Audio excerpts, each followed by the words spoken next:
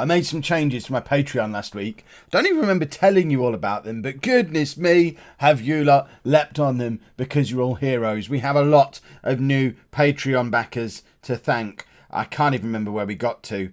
Let's have a look. Let's say from there, I think I thanked SC1D previously, but if not, thank you. But let's go. Thank you very much for either joining the Patreon or increasing your pledge on Patreon to the following people: The Espresso Cat, Adam Curry, Aaron Thornton, Sarah Evelyn, Matt Broadway, John Lenton, Andrew Barter, Yancy Larachelle Williams, Russell Worthington, Stuart Finch, Andy Dunsmore, David Hallam, Donna Root, Thomas Stewart and Gordon Cassidy. That, if I've listed everybody, is a ridiculous number of people to join up in a Patreon in less than a week.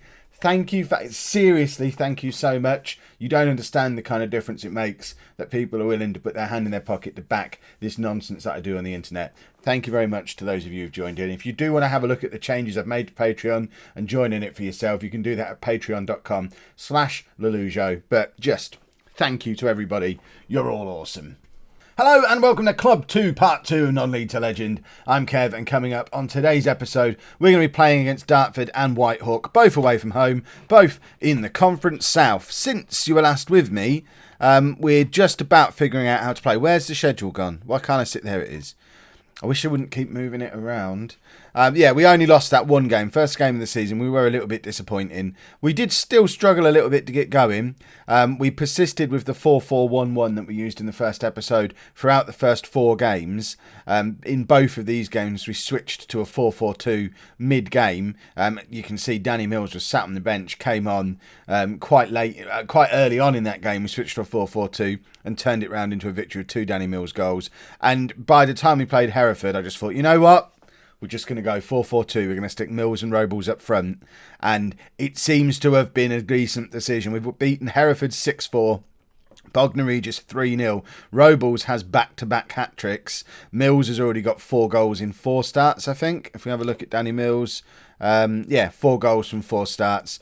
Robles is on 6 goals from 6 starts. So we've got a strike partnership that are both scoring at a goal a game so far this season, which is exactly how I like it. And we find ourselves in 7th place, just starting to poke our head through the door into the playoffs. Ridiculously, despite how well we're scoring, we don't have anyone in the top 3 goal scorers because Whitehawk have a 9-goal and an 8-goal striker in their team. This is why they didn't need Danny Mills anymore, I guess. But we're going to hopefully carry on in our rich goal-scoring form today. And this is the combination of players that we're going to put out there to try and do exactly that against Dartford. So we've got Ashmore in goal, a back 4 of Osborne, Kilgore, Stone and Minahan, with Compton, Doty, Ovenden and Otim in midfield, and then Mills and Robles up front. The one disadvantage of Mills and Robles together is neither of them want to play in a supporting role. At the moment, because Robles is on back-to-back hat-tricks and was the man in possession, he gets to stay as the poacher. And to be fair to Mills, he's scoring a decent number of goals as a deep lying forward, or I've used him as a target man as well. If Robles stops scoring, we're just going to switch them around because they both want to play as a poacher and they both seem to be absolutely full of goals. We are at a slight disadvantage today in the midfield because Chris Gallagher, our 19-year-old Northern Irish loanee from Shrewsbury, is away on international duty with the Northern Ireland under-19s. We don't have much in the way of backup in central midfield, so we're having to play Doty as a central midfielder on defend, which really doesn't suit him at all. But I don't want to leave my back 4 completely exposed, and Ovenden can't really do the job either. I mean, I guess he might be slightly better at it, but I want him to be the Carrilero. And by the way, the Carrilero, a lot of people have said in the comments that it's weird using a Carrilero in a midfield 4 with wingers. I just want to read to you what the Carrilero is. Now, if I'm misinterpreting this, then I'm an idiot. But I think this just sounds like a watered down version of a box-to-box midfielder, which is exactly what I want. So the Carrilero or shuttler is a supporting role more often than not utilised as part of a midfield 3. Okay, fair enough. Or as 2 central midfielders in a diamond. Yeah, still not what I'm doing. It's the job of these shuttlers to cover lateral areas of the pitch and link the defensive midfield area with attacking midfield area. So my theory is he's just going to move around in this whole area. So he's going to move and cover over with Doherty. He's going to cover Otim when he goes forward, but he's also going to move forward and back and just kind of occupy this whole area of the pitch, which is exactly what I want him to do. This is what separates the Carraleros from box-to-box midfielder, as they're not expected to shuttle between boxes, but merely between lines of the midfield. So we're not going to find him here or here, which is fine, but we should have him covering most of this area. We should, considering he's one of the best players we've got at the club, and he's probably too good for this level. He's really a conference national midfield player. I think he can cover all this area, and we could potentially even play Doty a bit further forward and have Otim on attack, maybe. Although that might be a little bit silly. But I think Carralero seems to work for him. He's certainly getting very involved, which is fine by me. Right, let's get into the game. This is where he gets completely found out today, and I end up just switching to a normal box-to-box midfielder. But I didn't want him bombing too far forward. We've got wingers either side of him. We don't need him getting up into the opposition penalty area, especially when we've got someone who really can't defend alongside him trying to hold the midfield, because he's all we've really got. So, I don't know, it made sense to me. Let me know down in the comments if I'm an idiot. Robles is in behind, no crosses to Mills, and Danny Mills with 6 minutes on the clock, an assist from Robles, and I cannot put into words how much fun it is. For the first time in non-league to legend this year, I have a proper monster strike partnership. Robles and Mills are going to tear this division apart if they stay in the form that they're in. They're both too good for this league. And I know in the last episode, I talked about how we were expected to get into the playoffs this year, and I wasn't entirely sure if we'd be able to do it with the budget that we've got. I will put it out there right now, at the risk of being called a bottle job over and over again. If Robles and Mills stay fit and stay at the club all season, then we will get promoted this year. And I think we'll do it as champions, because I think they're that good that they'll get 30 goals each if they carry on as they are. I hope I don't break them. I hope they don't get broken, and I hope nobody steals them away. But I feel like we've got a 60 goal a season strike partnership. Robles is in behind now and scores 2-0. There you go. They're both keeping up their goal a game record. But I feel like we've got a 60 goal a season strike partnership with two quality wingers feeding them, and Ovenden in the midfield there, just swanning about being too good for this league. We could probably, where we've got Doty today, or we normally have Gallagher, we could probably stick another defender in and just have that as a 5 at the back, 5 up front, forget the midfield entirely. But I won't, because that's stupid and this system seems to be working. But Robles and Mills, they're my new heroes. And I'm getting so excited, my glasses are getting steamed up. I don't know what's happening. It's my eye that's getting steamed up. That's a bit of a worry. Can an eye get steamed up? I think I might be crying. I'm so happy with Robles and Mills. I think that might be a tear in my eye that's stopping me being able to see properly. I'm so happy that we've got a proper strike partnership. And Mills could have put a little bit of pressure on there, but didn't. But it doesn't matter, because he's going to score here. Mills is in and scores again. And it's 3-0 before half-time. Can I point out to you all, Dartford started this match above us in the league. I don't know if they were top of the league. They might have even been top of the league and I didn't notice. But they're still above us now, even though we're just absolutely smashing them. And, Danny Mills and, is it Lewis Robles? I don't even know the man's first name yet. I think it is Lewis. This is the good stuff. This is how Football Manager is supposed to be. I feel like Kev again. It's been a couple of weeks in non-league to legend this year, a real struggle trying to figure out a way to play the game in a way that was going to work. And I've just realised tactics doesn't work. Doesn't matter. Systems don't matter. What matters is go and get players that are too good for the division you're playing in and just stick them on the pitch and leave them to it. And that's what we've got with Robles and Mills. Robles was already here and it did score a lot of goals last year, but Danny Mills might go down as signing of the century. What a pass. I'm so excited now. What a pass, and it missed him completely. Oh dear. I'm giddy.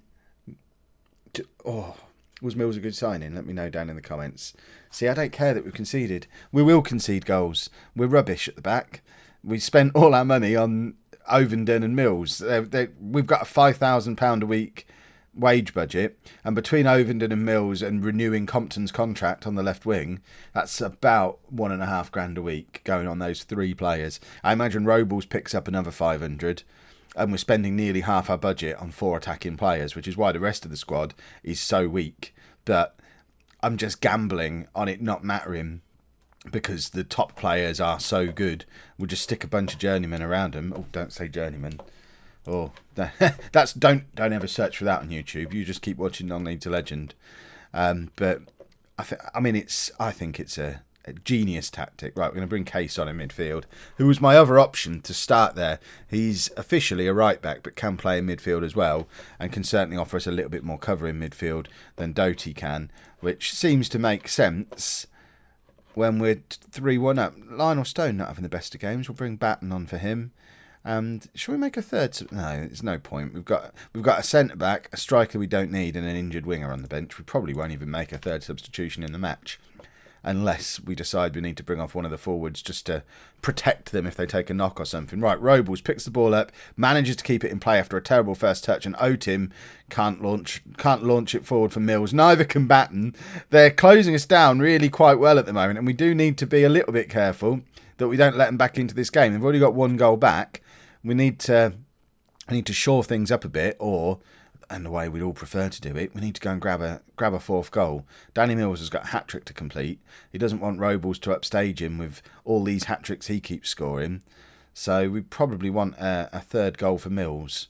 That's a good strike, and we've been quite lucky there. And Dartford are showing a few signs that they're actually not as bad as we made them look in that first half. And it's been a fairly even game, apart from the finishing of these two players that are too good for this league. Right, Compton to Ovenden, who, that's poor. He's closed down very quickly again. I don't know if they've just turned this pressing on or if we're just tiring a little bit and they're getting on us a little bit quicker. But in the last 20 minutes or so, they're really starting to close us down quite well. And I wonder if we take Danny Mills off, who's down to... Yeah, we'll take Mills off. And we're going to bring Lucas on. Lucas is kicking off a little bit in the dynamics page because he feels like Mills was signed to replace him, which, to be fair, he was, because you got 4 goals in 23 games last season, Mr. Lucas.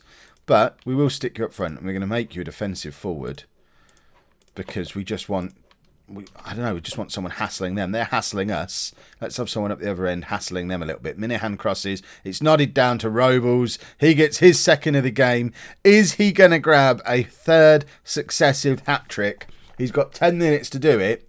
And, the transfer window for league clubs has just closed. But imagine in real life you get a player who gets 3 hat-tricks in a row in the Conference South. Surely you go and offer 20 grand for him and just bring him in just as an extra man to have around the place. But luckily the window's closed and Football Manager doesn't really work like that anyway. But we have, I think, it looks like we're going to be picking up the win. Here's Kep's tip of the day. If you want to start doing Football Manager videos, don't do them in your garage. Because when you're recording one and the postman knocks on the door, no one else is in the house, the postman knocks on the door, he then knocks on the garage because he can hear you talking in there, which is why that all went a little bit weird. I know we just should have picked up a win or something, or whatever nonsense I said as I could hear him knocking on the door. I was trying to talk quietly so he couldn't hear me so I could finish recording this match, but oh no, we then get the knock on the garage door. Robles crosses, and I think he was trying to loop that into the net to finish off his hat-trick, but it seems it's not to be. We finished the game 4-1 up though, away from home. Mills and Robles showing once again that they're absolute heroes. And now hopefully, Dartford were top of the league when we went and did that to them. Whitehawk are second in the league now. We're away at them. Let's go and do the same to them. Finish the episode top of the league. In fact, we're not going to do that because we were too poor early on. But let's just send a message to everyone who's supposed to be better than us.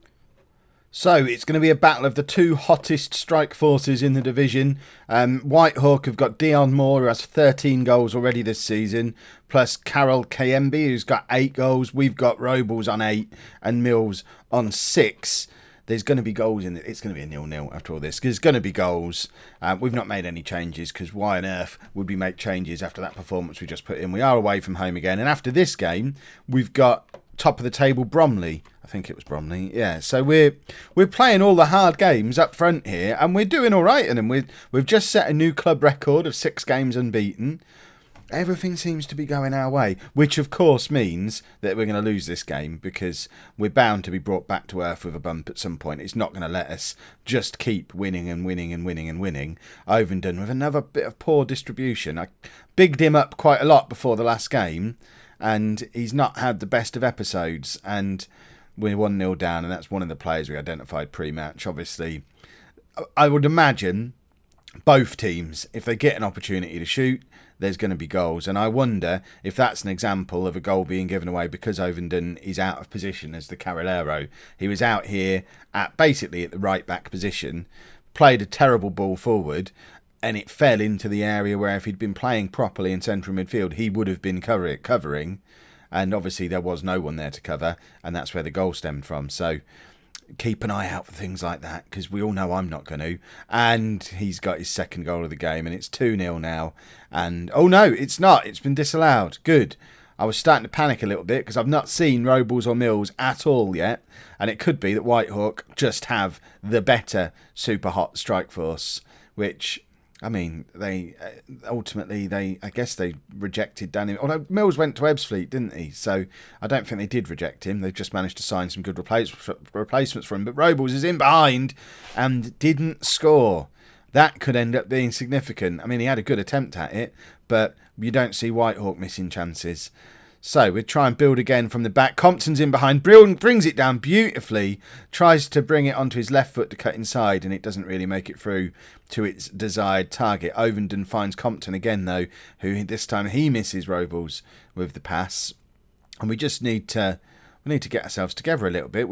There's been a few wayward passes today, but that's a lovely ball over the top to Robles, and Mills is free in the middle, but Robles is brought down, wants a penalty, he's waving his arms around, but the ref is having none of it. And Minahan now lumps it forward to Danny Mills. He's not going to miss. 1-1. Danny Mills with his 7th or 8th goal of the season now. And, I mean, since he's been in the team, he's scored in every game, just like Robles has. Just like the two fellas at Whitehawk have. And that's a lovely lump from Minahan there. I know we're trying to play slightly better football at Bath than we were at Alfreton, but we've got everything. We've not got any team instructions on at the moment. Everything is set to mixed. And obviously when you're on mixed, sometimes you lump it up at the big man, and that's exactly what we did, and it worked. So I like the fact there's a bit of variety to our play now. Robles is in behind again, tries to square it. That's weird, because it kind of went straight at the keeper really gently, but then did it bounce back off the post? It would have been nice to see him try and cross to Danny Mills, but either way, we set a bit of panic going in the Whitehawk penalty area. And I think, bear in mind how the first 15 minutes of that match went, we've done quite well to go in at 1-1 at half-time. Ovenden's having a terrible game. We need to really be keeping an eye on that. I don't know. Perhaps the Carrilero thing's not working. But we'll give him time to try and fix it. It's not as if we've got oodles of other central midfielders who can come on and take his place and do the job better. And I guess I could make him a box-to-box midfielder, but is that going to leave Doty too exposed? I could just make him a boring old central midfielder. But then is he going to get in positions to get a hold of the game and affect the game going forward? I don't know. It's the one position where I'm not really sure on yet. And I'll be honest with you. A, it's his most comfortable position, apparently, according to his coach report. And B, I just quite fancied using one of the new player instructions, because I haven't used any of them yet, which is why he's a Carrilero. We've now conceded again, and it's the other part of their lethal strike force. So now Robles needs to grab a goal, just so that all four of them can say they scored in this game. And then once Robles has got his goal, then we'll let next goal win it. But before any of that, Robles has to score, just because otherwise the man who I was talking about as an absolute hero pre-match is going to be the one man who went into this and didn't come out of it with a goal. And he's actually in danger of being substituted at the moment, because he's not having a very good game at all. And I think we might bring Lucas on for him, because Lucas had a bit of a whinge between the two matches that he's not getting enough game time. So get on, have some game time. Stay as a deep line forward. Why not? Danny Mills could go up to Poacher. Ovenden, we just don't have anyone to bring on for him. What else can you do, Ovenden? I mean, he can be a central midfielder on support. So do we just make him that? It just seems a bit boring, but I guess it mixes things up a little bit. Compton also not having the best of games, but again, we've got no one to bring on for Compton, so he can kind of just cruise along, never really playing very well because he doesn't need to. I wonder if we perhaps make him support and push him further forward and just swap that around a little bit. and just make a few changes to what we're asking the players who are already on the pitch to do. We'll bring Batten on. We've got Henchcliffe, who can come on for Otim in a few minutes if Otim doesn't like being the attacking one of the two.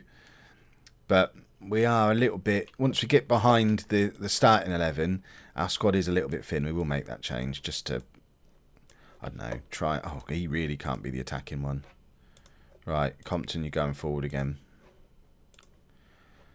And hopefully we grab, in fact, let's go. Oh, we're already on control. Thought we were on standard. Let's go attacking then. Let's try and get the ball forward. Ovendon's immediately playing better. Now he's been moved to being a central midfielder, so perhaps that's a note that we need to make for future matches. But then what we've got to remember, I know I was getting very excited and ahead of myself in the previous match, but we are playing against a team who are supposed to be better than us. They're higher than us in the league, and we're giving them a run for their money away from home. So I think we'd have accepted pre-match win one of these two big away games. It would be nice to grab an equaliser though. And Mills tries to play it over the top to Lucas, but it can't quite get there. And it does seem weird playing a 6'5" striker as a poacher rather than a target man, but it seems to be what he wants to do, which is bizarre. But he's quick.